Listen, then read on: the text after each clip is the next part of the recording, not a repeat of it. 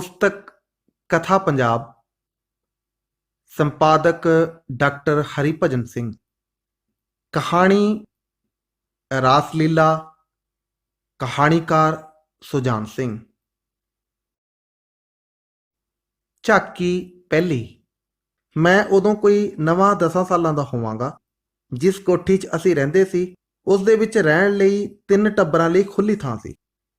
ਇੱਕ ਹਿੱਸੇ ਵਿੱਚ ਅਸੀਂ ਰਹਿੰਦੇ ਸਾਂ ਤੇ ਦੂਸਰੇ ਵਿੱਚ ਅੰਮ੍ਰਿਤਸਰ ਦੇ ਮਸ਼ਹੂਰ ਠੇਕੇਦਾਰ।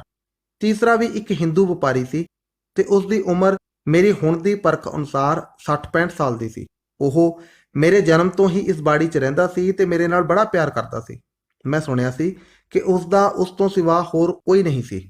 ਖਬਰੇ ਇਸ ਕਰਕੇ ਉਸਨੇ ਆਪਣਾ ਵਿਆਹ ਉੱਥੋਂ ਦੇ ਗਰੀਬ ਘਰ ਨੂੰ ਪੈਸਾ ਦੇ ਕੇ ਕੀਤਾ ਸੀ। 3-4 ਮਹੀਨੇ ਤੋਂ ਮੈਂ ਬਾਬੇ ਦਾ ਬੂਹਾ ਹਮੇਸ਼ਾ ਬੰਦ ਦੇਖਦਾ ਸਾਂ, ਭਾਵੇਂ ਬਾਹਰ ਜੰਦਾ ਕੁੰਡਾ ਕਦੇ ਨਹੀਂ ਸੀ ਲੱਗਾ ਹੁੰਦਾ।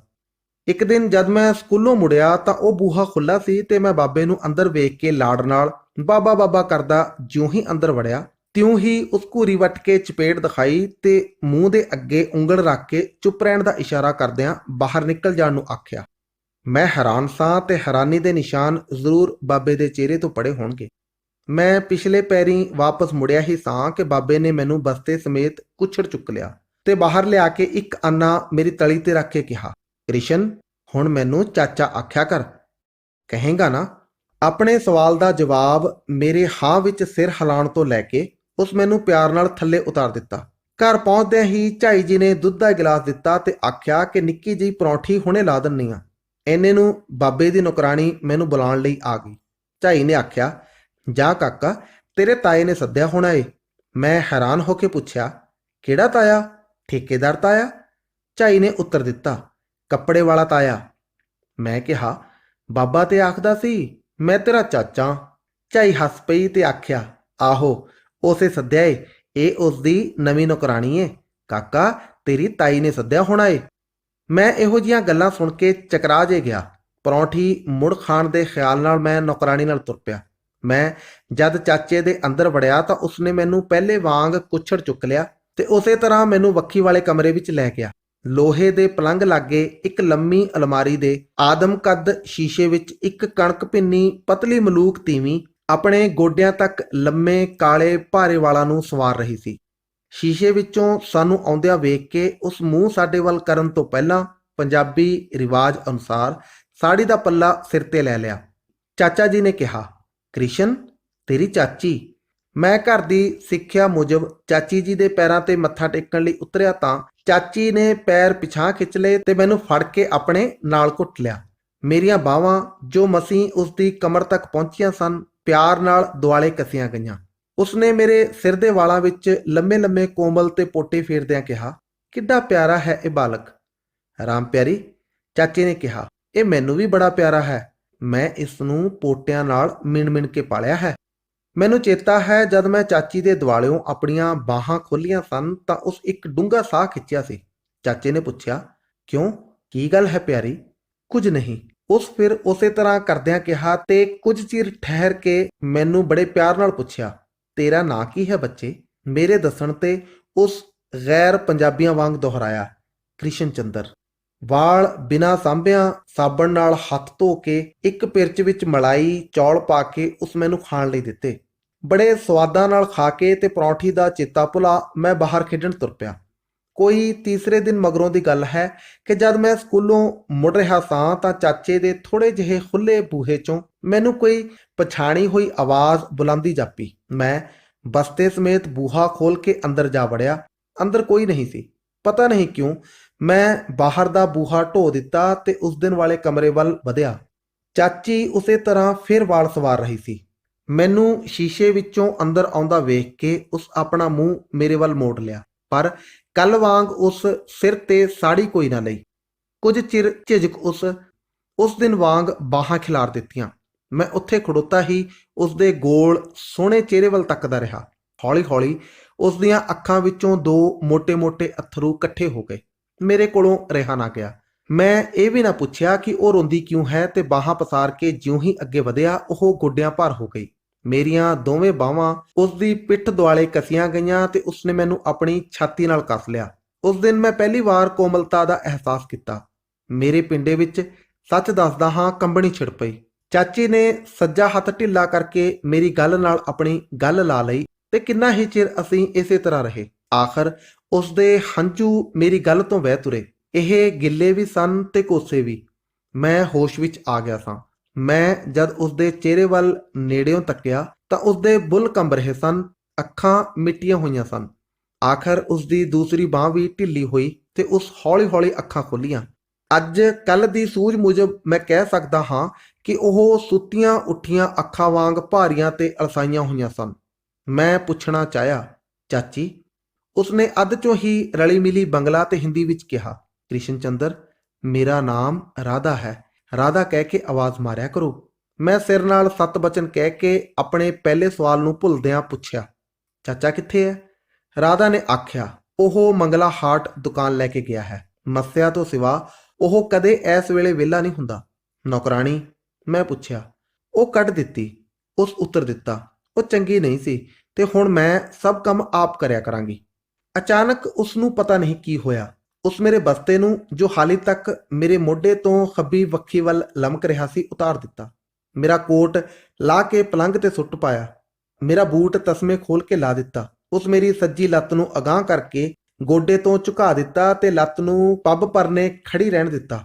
ਖੱਬੀ ਲੱਤ ਜਿਉਂ ਦੀ ਤਿਉਂ ਸਿੱਧੀ ਰਹਿਣ ਦਿੱਤੀ। ਫੇਰ ਉਹ ਅੱਖਾਂ ਨਾਲ ਚਾਰ ਚੁਫੇਰੇ ਭਾਲ ਕਰਦੀ ਜਾਪੀ। ਫੁਰਤੀ ਨਾਲ ਉਹ ਇੱਕ ਕਿੱਲੀ ਤੋਂ ਲੱਕੜ ਦੀ ਸੋਟੀ ਲਾ ਲਿਆਈ ਤੇ ਮੇਰੇ ਦੋਹੇ ਹੱਥਾਂ ਵਿੱਚ ਲੰਮੇ ਦਾ ਫੜਾ ਕੇ ਇੱਕ ਸਿਰ ਵੱਲੋਂ ਮੇਰੇ ਬੁੱਲਾਂ ਤੇ ਰੱਖ ਦਿੱਤੀ। ਫੇਰ ਉਹ ਪਿਛਾਂਹ ਹਟ ਕੇ ਦੇਖਣ ਲੱਗ ਪਈ। ਉਸ ਦੇ ਬੁੱਲਾਂ ਤੋਂ ਇੱਕ ਕੋਮਲ ਮੁਸਕਰਾਹਟ ਆਈ ਤੇ ਉਸ ਲੰਮੀ ਸਾਰੀ ਹੂੰ ਕੀਤੀ। ਕੁਝ ਚਿਰ ਪਿੱਛੋਂ ਉਹ ਆਪਣੇ ਸ਼ਿੰਗਾਰ ਟੇਬਲ ਦੇ ਦਰਾਜ਼ ਵਿੱਚੋਂ ਇੱਕ ਗੁਲਾਬੀ ਰੇਸ਼ਮੀ ਫਿੱਤਾ ਕੱਢ ਲਈ ਤੇ ਉਸਨੇ ਮੇਰੇ ਸੁਨਹਿਰੀ ਵਾਲ ਪਰੇ ਹਟਾਉਂਦਿਆਂ ਹੋਇਆਂ ਸਿਰ ਦੁਆਲੇ ਬੰਨ੍ਹ ਕੇ ਖੱਬੇ ਕੰਨ ਲਾਗੇ ਫੁੱਲ ਬਣਾ ਦਿੱਤਾ। ਸ਼ੀਸ਼ੇ ਵਾਲੀ ਲੰਮੀ ਅਲਮਾਰੀ ਖੋਲ ਕੇ ਉਸ ਇੱਕ ਪੀਲੀ ਬਨਾਰਸੀ ਸਾੜੀ ਕੱਢੀ। ਉਸ ਨੂੰ ਫੋਲਦੀ ਫੋਲਦੀ ਉਹ ਦੂਸਰੀ ਕੰਨ ਤੇ ਇੱਕ ਵੱਡੀ ਤਸਵੀਰ ਵੱਲ ਵਧੀ, ਜਿਸ ਨੂੰ ਇੱਕ ਸਿਹਰਾ ਚੜਾਇਆ ਹੋਇਆ ਸੀ। ਬੜੇ ਗੌਰ ਨਾਲ ਉਸ ਨੂੰ ਦੇਖ ਕੇ ਉਹ ਮੇਰੇ ਵੱਲ ਮੁੜੀ ਤੇ ਮੇਰੇ ਲੱਕ ਦੁਆਲੇ ਉਸ ਤਸਵੀਰ ਨੂੰ ਦੇਖ-ਦੇਖ ਕੇ ਧੋਤੀ ਬੰਨਣ ਲੱਗੀ। ਧੋਤੀ ਸਜਾ ਕੇ ਉਹ ਬੜੀ ਪ੍ਰਸੰਨ ਜਿਹੀ ਬਿਹਬਲਤਾ ਵਿੱਚ ਨਿਚੱਲੀ ਦਿਸਣ ਲੱਗੀ। ਠੇਕੇਦਾਰ ਸਰਦਾਰਾਂ ਦੀ ਨਿੱਕੀ ਕੁੜੀ ਨਵੇਂ ਖਿਡੌਣੇ ਆਪਣੇ ਵੱਡੇ ਵੀਰ ਕੋਲੋਂ ਲੈ ਕੇ ਇਸੇ ਤਰ੍ਹਾਂ ਕਰਦੀ ਹੁੰਦੀ ਸੀ। ਮੈਨੂੰ ਤੇ ਰਾਧਾ ਉਹੋ ਜਿਹੀ ਜਾਪੀ। ਥੋੜੇ ਚਿਰ ਮਗਰੋਂ ਉਸ ਫੁਰਤੀ ਨਾਲ ਸੋਟੀ ਖੋਹ ਕੇ ਬਸਤੇ ਲਾਗੇ ਵਗਾਹ ਮਾਰੀ। ਮੈਨੂੰ ਆਪਣੀਆਂ ਬਾਹਾਂ 'ਚ ਲੱਕ ਨਾਲ ਕੱਸ ਕੇ ਉਸ ਬੜੀ ਤੇਜ਼ੀ ਨਾਲ 5 7 10 ਭਾਂ-ਭਾਂ ਬਿੱਲੀਆਂ ਕਰਕੇ ਮੈਨੂੰ ਖਿਲਾਰ ਦਿੱਤਾ। ਮੈਂ ਡਿੱਗਦਾ ਡਿੱਗਦਾ ਬਚਿਆ। ਉਸ ਮੇਰੀਆਂ ਤੱਤੀਆਂ ਤੱਤੀਆਂ ਜਾਪਦੀਆਂ ਗੱਲਾਂ ਨੂੰ ਦੋਹਾਂ ਤਲੀਆਂ 'ਚ ਘੁੱਟ ਕੇ ਮੇਰਾ ਮੱਥਾ ਤੇ ਵਾਲ ਚੁੰਮ ਲਏ। ਹੌਲੀ ਹੌਲੀ ਉਸ ਉਹ ਕੱਪੜੇ ਲਾਹ ਕੇ ਮੇਰੇ ਕੱਪੜੇ ਪਾ ਕੇ ਮੈਨੂੰ ਅੱਗੇ ਵਰਗਾ ਬਣਾ ਦਿੱਤਾ। ਬਾਵਰਚੀ ਖਾਨੇ 'ਚੋਂ ਦੁੱਧ ਦਾ ਨਿੱਕਾ ਚਾਂਦੀ ਦਾ ਗਿਲਾਸ ਤੇ ਇੱਕ ਛੋਟੀ ਚਾਂਦੀ ਦੀ ਰਕੇਬੀ ਵਿੱਚ ਅੰਗੂਰ ਪਾ ਕੇ ਉਸ ਮੇਰੇ ਅੱਗੇ ਲਿਆ ਰੱਖੇ। ਮੈਂ ਪਹਿਲੇ ਦਿਨ ਵਾਂਗ ਮਾਪਿਆਂ ਦੀ ਆਗਿਆ ਦੇ ਵਿਰੁੱਧ ਸਭ ਕੁਝ ਖਾ ਪੀ ਗਿਆ। ਇਸ਼ਨਾਨ ਕਮਰੇ ਵਿੱਚ ਮੇਰੇ ਹੱਥ ਦੇ ਨਾਲ ਮੂੰਹ ਵੀ ਧੋਇਆ। ਬਰਫ਼ ਚਿੱਟੇ ਤੌਲੀਏ ਨਾਲ ਮੂੰਹ ਸਾਫ਼ ਕਰਕੇ ਮੈਂ ਬਾਹਰ ਨਿਕਲਿਆ। ਰਾਧਾ ਮੇਰੇ ਮਗਰ ਸੀ। ਉਹ ਮੈਨੂੰ ਸਰਦਾਰਾਂ ਦੀ ਕੁੜੀ ਵਾਂਗ ਇਹ ਕਹਿੰਦੀ ਜਾਪੀ ਸੀ ਕਿ ਕੱਲ ਫੇਰ ਵੀ ਖੇਡਣ ਆਉਣਾ ਤੇ ਮੈਂ ਤੁਹਾਨੂੰ ਬੜਾ ਸੋਹਣਾ ਨਾਚ ਨੱਚ ਕੇ ਵਿਖਾਵਾਂਗੀ। ਬੂਹਿਓਂ ਬਾਹਰ ਮੀਂਹ ਵਸ ਰਿਹਾ ਸੀ। ਤੇਜ਼ ਹਵਾ ਨਾਰੀਅਲ ਦੇ ਦਰਖਤਾਂ ਨੂੰ ਦੂਰਿਆਂ ਕਰਦੀ ਜਾਪਦੀ ਸੀ। ਮੈਂ ਭਿੱਜਦਾ ਭਿੱਜਦਾ ਆਪਣੀ ਨੁੱਕਰ ਮੁੜ ਕੇ ਅੰਦਰ ਵੜਿਆ। ਝਾਈ ਘਬਰਾਈ ਹੋਈ ਉਡੀਕ ਰਹੀ ਸੀ। ਮੈਨੂੰ ਪਿਆਰ ਨਾਲ ਆਪਣੇ ਨਾਲ ਘੁੱਟ ਕੇ ਓਪਰੇ ਗੁੱਸੇ ਨਾਲ ਉਸ ਪੁੱਛਿਆ, ਕਿੱਥੇ ਰਿਹਾ ਏ ਵੀ ਇੰਨਾ ਚਿਰ? ਮੈਂ ਮਾਪਿਆਂ ਤੇ ਕਿਤਾਬਾਂ ਦੀ ਸਿੱਖਿਆ ਦੇ ਉਲਟ ਪਹਿਲੀ ਵਾਰ ਝੂਠ ਬੋਲਦਿਆਂ ਉੱਤਰ ਦਿੱਤਾ, ਅਵਨਿੰਦਰ ਦੇ ਘਰ। ਉਸ ਨਵਾਂ ਮਸ਼ੀਨੀ ਲਾਟੂ ਆਂਦਾ ਝਾਈ ਜੀ। ਝਾਈ ਸ਼ਾਂਤ ਹੋ ਗਈ। ਝਾਕੀ ਦੂਜੀ। ਦੂਸਰੇ ਦਿਨ ਮੇਰਾ ਸਕੂਲ ਵਿੱਚ ਬਿਲਕੁਲ ਦਿਲ ਨਾ ਲੱਗਾ। ਮਸੀਂ ਛੁੱਟੀ ਦੀ ਘੰਟੀ ਵੱਜੀ। ਵਿਪਨ ਨੇ ਆਪੇ ਤੁਰਨ ਵਾਲੀ ਮੋਟਰ ਬਸਤੇ ਵਿੱਚ ਪਾ ਕੇ ਆਂਦੀ ਹੋਈ ਸੀ। ਉਹ ਚਾਹੁੰਦਾ ਸੀ ਕਿ ਸੜਕ ਦੇ ਫੁੱਟਪਾਥਾਂ ਤੇ ਅਸੀਂ ਉਸ ਨੂੰ ਚਲਾ ਚਲਾ ਕੇ ਖੇਡੀਏ, ਪਰ ਮੈਂ ਅੱਜ ਉਸ ਨੂੰ ਸੁੱਕਾ ਜਵਾਬ ਦੇ ਦਿੱਤਾ। ਮੈਂ ਰਾਧਾ ਨਾਲ ਖੇਡਣਾ ਚਾਹੁੰਦਾ ਸਾਂ ਤੇ ਦੇਖਣਾ ਚਾਹੁੰਦਾ ਸਾਂ ਉਹ ਹੋਣ ਵਾਲਾ ਨਾਚ। ਮੈਂ ਘਰ ਜਾ ਕੇ ਦੁੱਧ ਨਾ ਪੀਣ ਦਾ ਬਹਾਨਾ ਘੜ ਸੁਣਾਇਆ। ਅਵਿਨੇਂਦਰ ਦੇ ਘਰ ਖੇਡਣ ਦਾ ਝੂਠ ਬੋਲ ਕੇ ਮੈਂ ਰਾਧਾ ਦੇ ਘਰ ਆਣ ਵੜਿਆ। ਰਾਧਾ ਅੱਗੇ ਹੀ ਖੜੀ ਉਡੀਕਦੀ ਸੀ। ਉਸ ਦੀ ਪੋਸ਼ਾਕ ਅੱਜ ਹੱਦ ਹੀ ਸੋਹਣੀ ਸੀ। ਮੈਂ ਕਦੇ ਕਿਸੇ ਤੀਵੀਂ ਨੂੰ ਇਹੋ ਜਿਹੀ ਸੋਹਣੀ ਸਾੜੀ ਤੇ ਸ਼ਿੰਗਾਰ ਵਿੱਚ ਨਹੀਂ ਸੀ ਦੇਖਿਆ।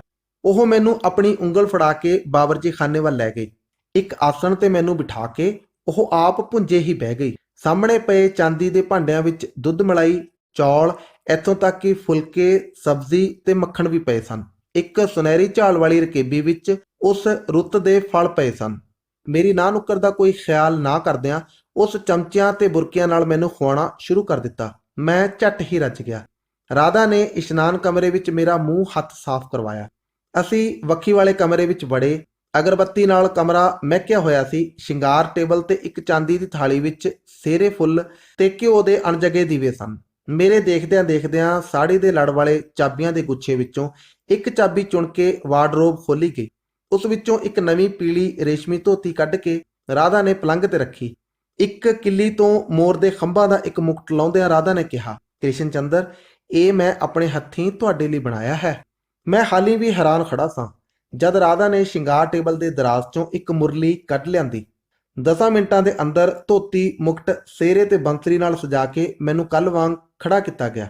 ਇੱਕ ਸਿਹਰਾ ਸਾਹਮਣੇ ਤਸਵੀਰ ਦੇ ਗਲ ਵੀ ਪਾਇਆ ਗਿਆ। ਮੈਂ ਆਪਣਾ ਮੂੰਹ ਜਦ ਸਾਹਮਣੇ ਸ਼ੀਸ਼ੇ ਵਿੱਚ ਦੇਖਿਆ ਤਾਂ ਉਹ ਹੂਬਹੂ ਸਾਹਮਣੀ ਤਸਵੀਰ ਵਰਗਾ ਸੀ।